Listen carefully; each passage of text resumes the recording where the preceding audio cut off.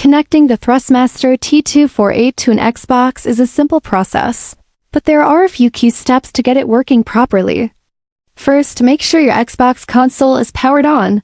Then take the USB cable from the wheel and plug it directly into one of the USB ports on the Xbox. Before turning on the wheel, ensure that the platform switch on the back of the T248 is set to X for Xbox mode. Otherwise, it won't be recognized. Once the wheel's connected, power it on and it should automatically be detected by the console. If it doesn't respond, try unplugging and reconnecting the USB cable or restarting your Xbox. For full functionality, you may need to update the firmware by connecting the wheel to a PC and using Thrustmaster's official software. Once everything is set up, you can calibrate the wheel and the game settings to ensure smooth performance.